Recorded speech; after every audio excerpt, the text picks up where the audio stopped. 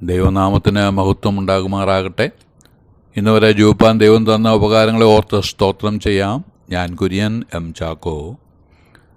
Chorus രാജാവിൻ്റെ വിളംബരപ്രകാരം BC 538 സെരുബ്ബാബേലിൻ്റെ നേതൃത്വത്തിൽ യെരൂശലേമിലേക്ക് പുറപ്പെട്ട ജനം BC 536 ദേവാലയത്തിന് അടിസ്ഥാനമിട്ട് പണി ആരംഭിച്ചു.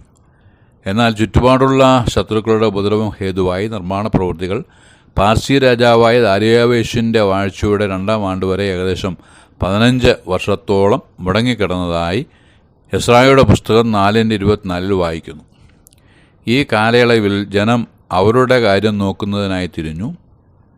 ദൈവത്തിൻ്റെ ആലയം പണിയുവാൻ സമയമായിട്ടില്ല, അല്ലെങ്കിൽ ഇങ്ങനെ മുടങ്ങുവാൻ ഇടവരില്ലായിരുന്നു. അതാണ് അവരെ ഭരിച്ച ചിന്ത. അതിനാൽ ദൈവാലയ നിർമ്മാണത്തിനായി ശേഖരിച്ചത് കിടന്ന് നഷ്ടപ്പെട്ടു പോകേണ്ട. നമ്മുടെ വീടുകളൊക്കെ ഉറപ്പാക്കുന്നതിനും മോടി പിടിപ്പിക്കുന്നതിനും അവ ഉപയോഗിക്കാം. അങ്ങനെ ജനം ആ വഴി തിരിഞ്ഞു. ജനം ദുരാഗ്രഹികളായി ദൈവാലയ കാര്യങ്ങളെക്കാൾ സ്വന്തം കാര്യങ്ങൾക്ക് ഊന്നൽ നൽകി മുമ്പോട്ട് പോയി. അപ്പോൾ ഹഗ്ഗായി പ്രവാചകൻ മുഖാന്തരം കർത്താവിൻ്റെ അരുളപ്പാട് ഉണ്ടായതെന്തെന്നാൽ, ഈ ആലയം ശൂന്യമായിരിക്കെ നിങ്ങൾക്ക് തട്ടിട്ട വീടുകളിൽ പാർപ്പാൻ കാലമായോ?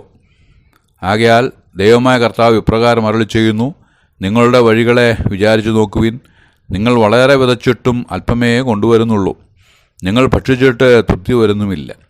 വസ്ത്രം ധരിച്ചിട്ടും ആർക്കും കുളിർമാറുന്നില്ല. കൂലിക്കാരൻ ഓട്ടസഞ്ചിയിൽ ഇടുവാൻ കൂലി വാങ്ങുന്നു എന്ന് ഹഗ്ഗായി 1:4 മുതൽ വായിക്കുന്നു.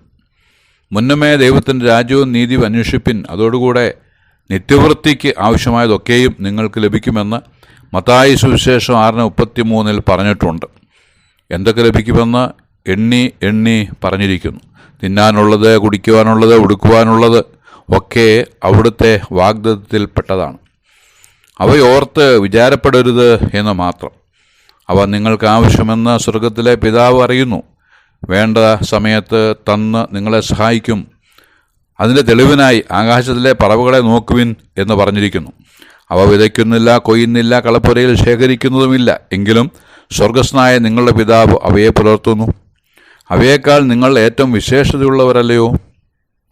സ്വർഗസ്നായ നിങ്ങളുടെ പിതാവ് അവയെ പുലർത്തുന്നു എന്ന പ്രയോഗം ശ്രദ്ധിക്കണം. ദൈവം നമ്മുടെ പിതാവാണ്. നമ്മുടെ പിതാവ് മറ്റുള്ളവർക്കും കൊടുക്കുവാൻ, മറ്റുള്ളവരെയും പോറ്റുവാൻ കഴിവും പ്രാപ്തിയും ഉള്ളവനെങ്കിൽ സ്വന്തം മക്കളുടെ കാര്യത്തിൽ കരുതലില്ലാതിരിക്കുമോ? കരുതലുണ്ടായിരിക്കും.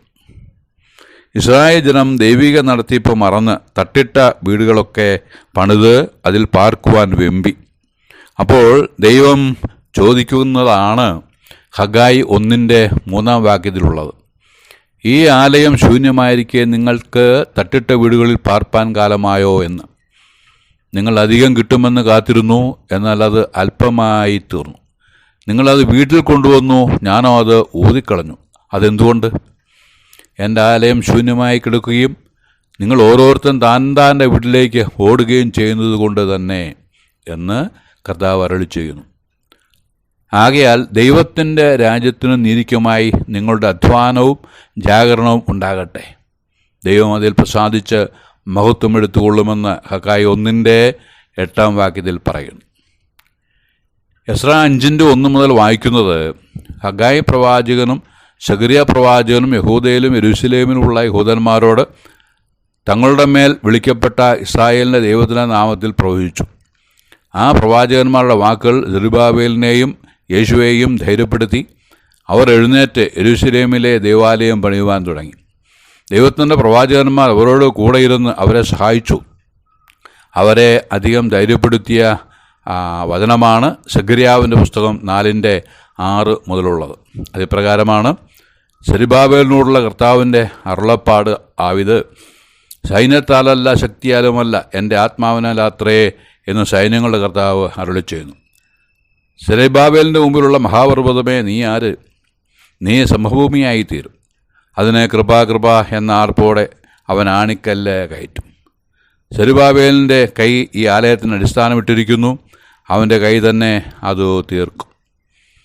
എസ്രയുടെ പുസ്തകം 5:1 മുതൽ വായിക്കുന്നത്, ഹഗ്ഗായി പ്രവാചകനും സഖറിയ പ്രവാചകനും യഹൂദയിലും യെരൂശലേമിലുമുള്ള യഹൂദന്മാരോട് ഇസ്രായേലിൻ്റെ ദൈവത്തിൻ്റെ നാമത്തിൽ പ്രവചിച്ചു. അതിൽ നിന്ന് ഊർജ്ജം ലഭിച്ച സെരുബ്ബാബേലും യേശുവയും എഴുന്നേറ്റ് യെരൂശലേമിലെ ദേവാലയം പണിയുവാൻ തുടങ്ങി. ദൈവത്തിൻ്റെ പ്രവാചകന്മാർ അവരോടുകൂടെ ഇരുന്ന് അവരെ സഹായിച്ചു. ആ സമയം ദേശാധിപതിയായ രത്നായിയും ഷേഥർ ബോസ്നായിയും അവരുടെ കൂട്ടുകാരും വന്ന് പണി ചെയ്യുന്നവരെ ചോദ്യം ചെയ്തു. ചോദ്യങ്ങൾക്ക് തക്ക മറുപടി ലഭിച്ച അവർ കാര്യം രാജാവിനെ ധരിപ്പിക്കാനും ഇങ്ങനെ ഒരു വിളംബരം കോരശ് രാജാവിൻ്റെ ഭാഗത്തു നിന്ന് ഉണ്ടായിട്ടുണ്ടോ എന്ന് പരിശോധിപ്പാനും അപേക്ഷിച്ചു. അവർ ചോദിച്ച ഒരു ചോദ്യം, നിങ്ങൾ ആരുടെ ആൾക്കാരാണ്? ആര് പറഞ്ഞിട്ടാണ് ഈ പണി ചെയ്യുന്നത്? ഉത്തരം 5:11 ഉണ്ട്. അവർ പറഞ്ഞത്, ഞങ്ങൾ സ്വർഗത്തിനും ഭൂമിക്കും ദൈവമായിരിക്കുന്നവൻ്റെ ശുശ്രൂഷക്കാരാകും. ഓരോ വിശ്വാസിയും ഓരോ സുവിശേഷകനും പഠിച്ചിരിക്കേണ്ടതും പറയേണ്ടതുമായ ഉത്തരമാണ്, ഞാൻ സ്വർഗത്തിൻ്റെയും ഭൂമിയുടെയും ദൈവമായിരിക്കുന്നവൻ്റെ ശുശ്രൂഷക്കാരനാണ് എന്ന്. ഈ ബോധ്യം ഉള്ളവരായി ജീവിക്കുവാൻ കർത്താവ് നമ്മെ സഹായിക്കുമാറാകട്ടെ. എസ്രയുടെ പുസ്തകം 6:1 മുതൽ വായിക്കുന്നത്, ദാര്യാവേഷ് രാജാവ് കൽപ്പന കൊടുത്ത പ്രകാരം അവർ ബാബേലിലെ രേഖാശാലയിൽ പരിശോധന നടത്തി കോരശ് രാജാവിൻ്റെ കൽപ്പന അടങ്ങുന്ന ചുരുൾ കണ്ടെത്തി. ആ ചുരുൾ നിവൃത്തി വായിച്ച് രാജാവ് കാര്യം ഗ്രഹിച്ചതിനാൽ ദേവാലയം പണിയുന്നതിന് വേണ്ട സംരക്ഷണവും കാവലും സാമ്പത്തിക സൗകര്യങ്ങളും കൊട്ടാരം വക നൽകുവാനുള്ള ഉത്തരവ് പുറപ്പെട്ടു. 13-ാം വാക്യം മുതൽ വായിക്കുന്നത്, നദിക്ക് ഇക്കരെയുള്ള ദേശാധിപതിയായ തത്തായിയും ഷേഥർ ബോസ്നായിയും അവരുടെ കൂട്ടുകാരും ദാര്യാവേശ് രാജാവ് കൽപ്പന അയച്ചതുപോലെ തന്നെ ജാഗ്രതയോടെ ചെയ്തു. ശത്രുക്കളെ സംരക്ഷകരാക്കിയ ദൈവത്തിനു സ്തോത്രം. യഹൂദന്മാരുടെ മൂപ്പന്മാർ പണിതു. പ്രവാചകന്മാരായ ഹഗ്ഗായിയും സെഖര്യാവും ദൈവത്തിൻ്റെ വചനവുമായി അവരോടൊപ്പമുണ്ടായിരുന്നു. അതിനാൽ ആത്മീയ കാര്യങ്ങൾ ആ നിലയിൽ ചെയ്തു തീർക്കുവാൻ ഇടവന്നു. ദാര്യാവേശ് രാജാവിൻ്റെ വാഴ്ചയുടെ 6-ാം ആണ്ടിൽ ആദാർ മാസം 3-ാം തീയതി ആലയം പണിത് തീർത്തു. ഇസ്രായേൽ മക്കളും പുരോഹിതന്മാരും ലേവ്യരും ശേഷം പ്രവാസികളും സന്തോഷത്തോടെ ദേവാലയത്തിന് പ്രതിഷ്ഠ കഴിച്ചു. മഹാപർവ്വതം കണക്കെ വന്ന എതിർപ്പുകൾ മഞ്ഞുകണക്കെ ഒരുങ്ങി പാദനിരപ്പായി.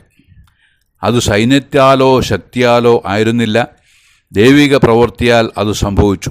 അവിടെ മഹത്വം ദൈവത്തിന് മാത്രം. നമ്മുടെ നേരെ വരുന്ന എതിർപ്പുകൾ പർവ്വതം കണക്കെ തോന്നുമെങ്കിലും കൃപ പ്രാപിച്ച് കർത്താവിനോട് ചേർന്ന് നിന്നാൽ മഞ്ഞുമല കണക്കെ ഉദയസൂര്യൻ്റെ കിരണങ്ങളാൽ അലിഞ്ഞു പോകും.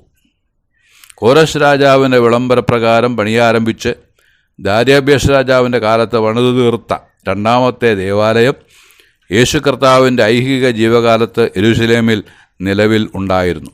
അതിൽ നിന്നാണ് യേശു വിട്ടുപോകുന്നതായി മത്തായി സുവിശേഷം 24:1 വായിക്കുന്നത്. അതിന് വ്യത്യസ്ത കാരണങ്ങൾ ഉണ്ടായിരുന്നു. അത് അടുത്ത പാഠത്തിൽ ചിന്തിക്കാം എന്നാഗ്രഹിച്ച് വാക്കുകൾക്ക് പൂർണ്ണവിരാമം കുറിക്കുന്നു. ദൈവനാമം മഹത്വപ്പെടുമാറാകട്ടെ.